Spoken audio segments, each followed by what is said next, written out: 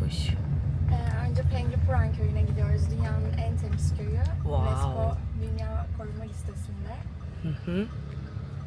Sonrasında dünyanın en pahalı kahvesi olan Luwak kahvesini içmeye gidiyoruz. Uhu. Ondan sonra Tirta Empul su tapınağına gidiyoruz. En son durağımızda Taman Dederi. Taman Dederi. Taman Dederi. Evet, çok fazla detay vermiyorum. Çektiğim Tamam. zaman sürpriz olsun. Tamam. Varana kadar ezberleri batın. Burada da Ebru Hanımcığım var. Çok heyecanlıyım. Tamam da böyle en çok merak ettiğim. Gerçekten. Gerçekten. Benim şu an hiç bilgim yok o yüzden. Yok, onu çok merak ediyordum. Hatta odamda bir tane böyle kocaman fotoğrafı var. Ay. Evet. Tamam, o zaman ilk gördüğünüz anın reaksiyonunu da çekelim Tamam, sizin. olur. Böyle oraya hani gerçek halini gördüğünüzdeki şeyini. Evet, ifademi. Evet. Tamam, olur. Nasıl geçti dün gününüz? O mükemmeldi. Çok güzeldi. Detay vereyim mi? İnci çok güzel tanıtımını yapıyor her yerin. Yani hayran kaldım.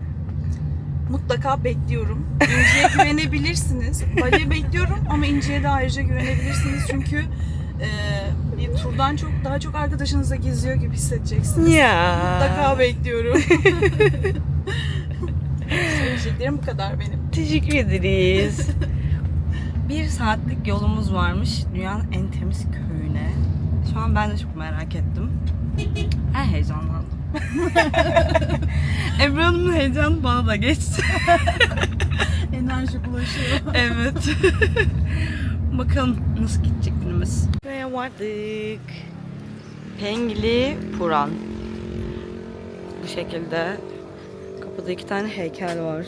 Muhtemelen köyün koruyucu ruhlarını temsil ediyor bu heykeller diye düşünüyor oraya.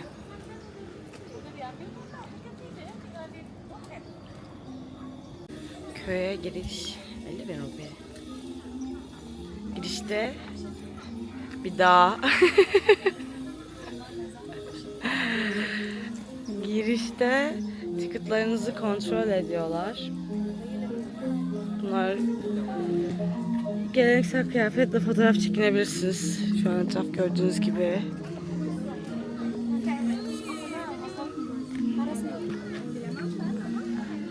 Bambu kafe. Bunlar yani bari altına İngilizcesini yazın. Çıkar böyle görünüyor. Herkes şu an fotoğraf çektirdiği için etraf bu şekilde görünüyor. Aynı şekilde bu yolda böyle Allah katına doğru gidiyor. Bu ne?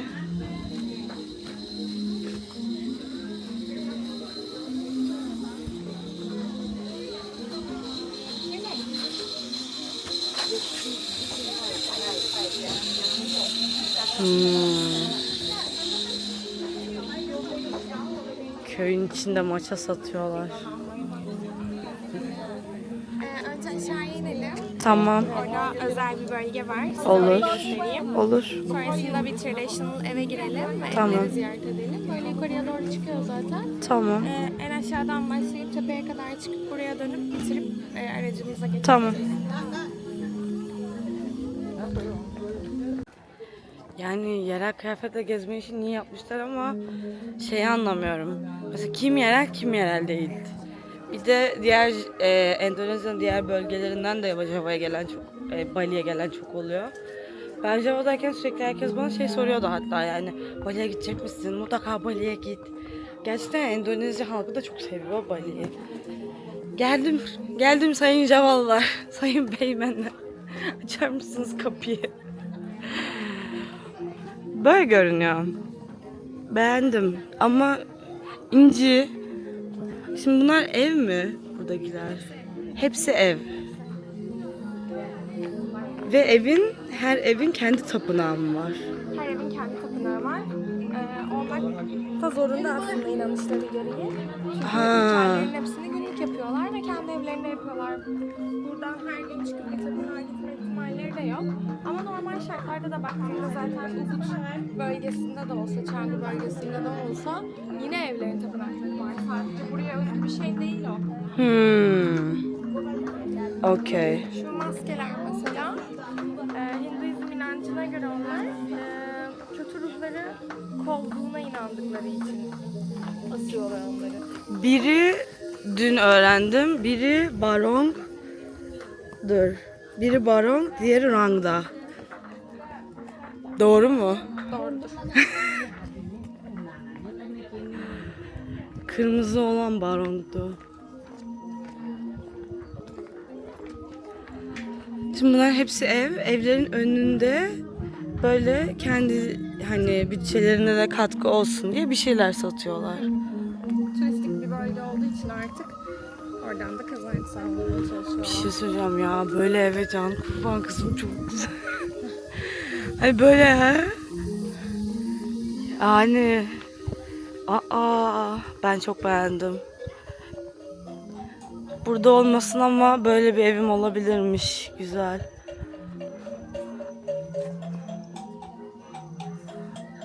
Aldım. Susuz kalırsanız Hydro Coco aklınızda bulunsun.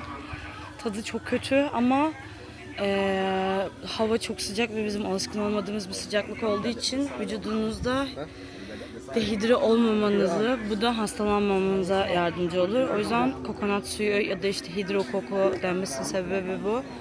Köyde avel gibi sigara içemiyorsunuz tabii ki. O yüzden köşeye geldim. Burası meeting point. Şöyle bir soluklanayım dedim yani. Çoluk, çocuk, tombalak herkesi toplayıp getirmişler. Bir de milleti kaybetmemek için herkesin böyle forması var. Renkleri falan var yani. Kalabalık. Turistik bir yere gelip kalabalık diye şikayet edemezsiniz. Yeter daha ne kadar çekinceniz. Tamam. Bakma abla. Köy çok güzel. Ama yani bilmiyorum, Ubud'u biraz daha gezsem bence böyle bir köy bulurum ya. Kendi adıma konuşuyorum. Yani tamam belki turistler bulamaz ama bence ben bulurum. Yani bilmiyorum, köy çok güzel. Aşırı beğendim ama bizim ev çok kalabalık. En son Medeniyet'e ben ne zaman çıktım bu kadar insan arasında bilmiyorum. Hani gerçek köylerde gezmekten çay içme geze geze kendime içecek bir şey mi alsam diye düşünüyorum şu an. Bu arada İnci'yi de kaybettim. Bir tane abla, o en son videodaki gördüğünüz kadının peşine takıldım, nasıl dua ediyor, nereye gidiyor bilmem ne diye böyle. Soru sormaya da utandım. Kadın çünkü dua ediyor. Yani namaz kılan birinin yanına gidip hani bu namazı nasıl kılıyorsunuz dese bence çok hiç etik değil. O yüzden ben utandım ama kadını böyle izledim salak gibi, yani böyle hipnoz olmuşum gibi. Yani özür dilerim abla, gerçekten Allah'ım ne olur bunun şeyi bana dönüşü böyle kötü olmasın. Gerçekten kötü niyetimden değil. Kadın enerjisine çekildim, büyülendim yani, o yüzden tacizci değilim. Neyse böyle kadını takip ettim ve böyle büyülendim böyle. Ebrek maymunu gibi. Evin içine falan da giremedim. Muhtemelen İnci bildiği bir eve girdi doğal olarak. Neyse kısmet değilmiş diyorum. Başka bir şey demiyorum. Meeting Point'e gidiyorum. Ne kadar duracaklarını bilmediğim için İncilerin. Şu an uğraşamayacağım yani hani onu bulmakla etmekle. Çeviri yapıyorsa falan da rahatsız etmek istemiyorum açıkçası. O yüzden edebimle Meeting Point'te bekleyeceğim. Bu kadar etraf bu arada, yani bir köyü baştan ucuna yürüdüm ve yürüdüğüm bütün her yeri çektim. Bu şekilde güzel mi? Yani Türkiye'deyseniz ve buraya geliyorsanız harika arkadaşlar. Müthiş. Türkiye'de böyle bir şey yok. 50.000 rupide dolar olarak 2,5 dolar yapıyor. Nereden biliyorum? Çünkü ezberledim artık, size bilmek için bu kurları da düzgün. 2,5 dolar. Onu da çarpı verin artık. Bu kadar ezberleyemeyeceğim. Ama yani 2,5 dolara hangi köyü gezebilirsiniz? 2,5 dolara köyde dondurma alabilirsiniz galiba. Köyün girişi burasıydı galiba. Evet. Sıcakladım. Kadın burada dua etti. Köyün anıt heykeli büyük ihtimalle. Ana heykeli. Enerjisi mi artık neyse. Ben değilim. Başka birine sesleniyorlar. Şimdi çıksam bir daha bilet almam gerekecek.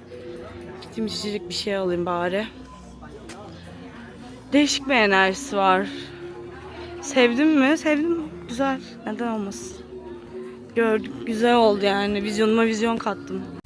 Benim favorim mangostin. Çayı da çok güzel. Hepsini deneyeceğim. Çay tadımı zaten burada ücretsiz. Yuvak kahvesi içmek isteyen varsa Happy'nin fiyatı 95.000 rupi. Çok fazla da değiştirmiyorlar zaten. Aynı fiyatları değiştirmiyorlar.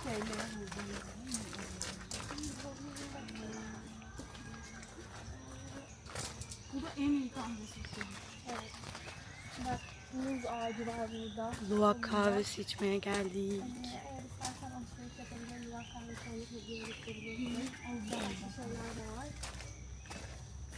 Beğenirsin.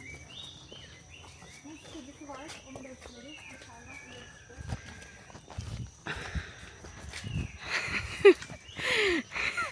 Mis kedisi beslemeye gidiyoruz. İnşallah uyanıktır dediğim yer. İnşallah uyanıksın.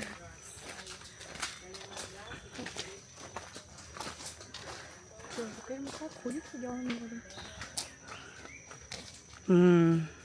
Diyor ki parmağınızla diyor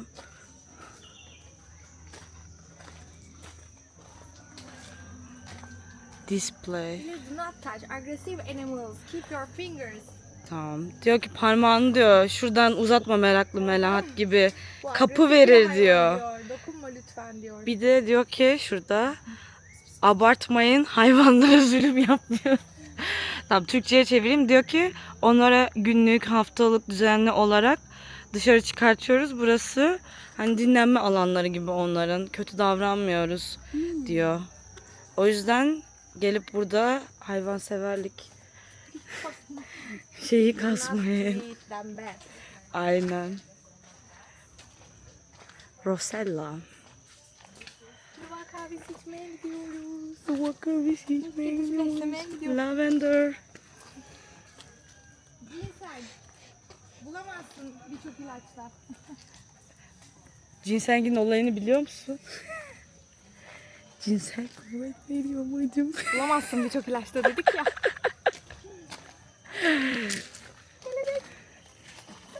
Pici pici pici pici. İnformasi. Burada yuvak kahvesinin yapım aşamalarını göreceğiz. Fermante süresine, sürecine. Tamam. Bu böyle dış kısımdan oluşuyor falan gibi bir durum değil bu arada. Aslında luwak kahvesinin çekirdeğini yiyor hayvan. Yani meyvesini. Meyvesini yedikten sonra o çekirdeği dışkılamasıyla aşamalardan geçiyor. Göreceğiz şimdi. Sonra en son kaynatılıyor. İnanılmaz temiz bir şekilde çıkıyor. Hiçbir tortu, pislik bir şeyin olma ihtimali yok. Ve zaten benim de şu ana kadar içtiğim en saf kahve tadını aldığım kahveydi. Biraz sert, böyle filtre kahve, Americano gibi kahveleri, bütün kameralar beni çekiyor. Americano, filtre kahve gibi kahveleri seven insanlar genellikle severler. Bu arada mide asidi falan olan ya da böyle ülseri olan tanıdığınız varsa onlara da iyi gelir. Onları da hediye olarak alabilirsiniz. Şurada kakao ağacı varmış. Dikkatim dağıldı yine her zamanki gibi. Kopartıp çalmak istedim şu an.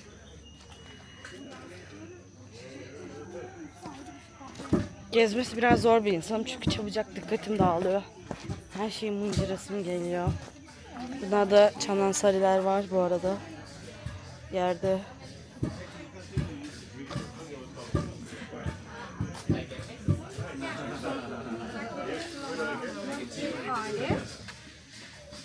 First process, yeah?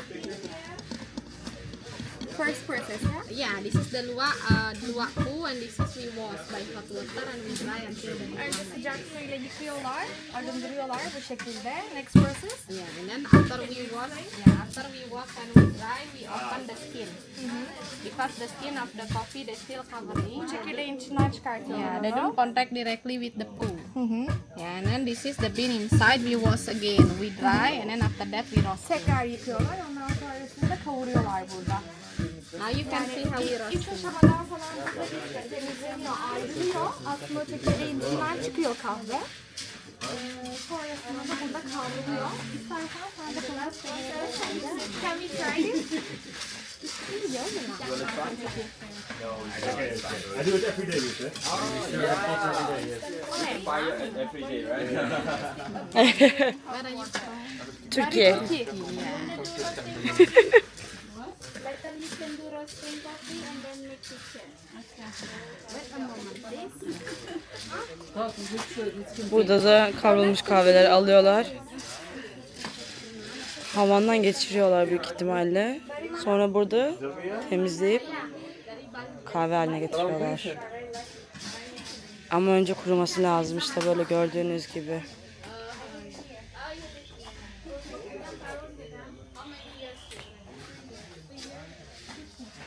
Güzel. İçene afiyet olsun.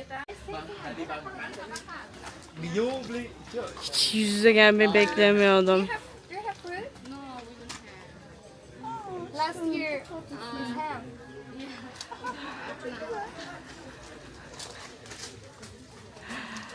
Anlat bakayım sen mi yaptın o kakaları? Birazdan senin kakalarını içeceğiz. Anlat bakalım sen mi yaptın o kakaları? Bu nasıl bir hareketliliktir acaba? Ne istiyorsun? Tam onu söyleyecektim. Hayır çok güzel değil mi? Çok güzel. Tam şey diyecektim. Neyini beğenmiyorsunuz tam olarak Bali'nin? Hani Şöyle, bu noktada şöyle bir şey inanıyorum. Ben Bali'ye birkaç kez ve birkaç farklı kişilerle geldim. Eğer Bali'de başınıza kötü şeyler geliyorsa, Bali sizi her şey istemiyor. ters gidiyorsa, hava hep çok kötüyse, ne bileyim işte hastalanıyorsanız, telefonunuz çalınıyorsa, bir sürü şey oluyorsa Bali sizi kabul etmemiş demektir. Evet. Ve bu sizin ruhunuzla alakalı bir şey. Evet. Çünkü ben buna gerçekten şöyle şahit oldum. Sadece benim deneyimim değil bu. Burada yaşayan arkadaşlarım, konuştuğum birçok insanın söylediği bir şey bu. Mama Bali diyorlar buraya bu arada. Sen Evet. de biliyorsun. Gerçekten Bali'nin ruhunun her insanı kabul etmediğine şahit oldum. Ve bunu da ben kabul ettim. Kimi insan var aynı şeyleri yaşayıp bundan çok memnuniyetsiz de olabiliyor. Kimi insan var aynı şeyleri yaşayıp çok memnun da olabiliyor. Bu biraz tabii ki bakış açısıyla alakalı bir şey. O kişi nereye giderse gitsin mutluluğu yakalayamayacak zaten. Ama aynı zamanda bir arkadaşım bana şöyle bir şey söylemişti.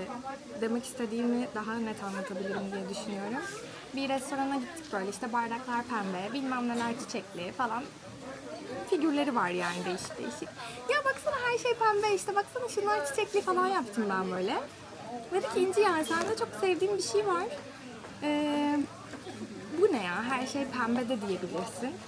Çok küçük şeyleri çok büyüterek çok coşkulu yaşıyorsun. Bu senin hem işine hem enerjine hem buradan aldığın keyfe yansıyor. Ve aynı zamanda karşındaki insana da geçiyor. Çünkü senin ona olumlu yaklaşman ve o enerjide olman karşı taraftaki insana da bu şekilde geçiyor. Buna inanıyorum. Evet. Bunu duymak beni mutlu etmişti. Bunu yapmaya da devam ettirdi bunları duymak bana. Ama aynı şekilde böyle Bali'de sevmedim, şusu böyleydi, busu böyleydi, başımıza şunlar geldi, bunlar geldi diyen biri olunca da diyorum ki yazık. Umarım çözmesi gerekenleri çözer. Çünkü işte o biraz enerjiyle alakalı bir şey. Evet. Son kahve o şey gelmiş. Okey. Etrafını da gösterelim.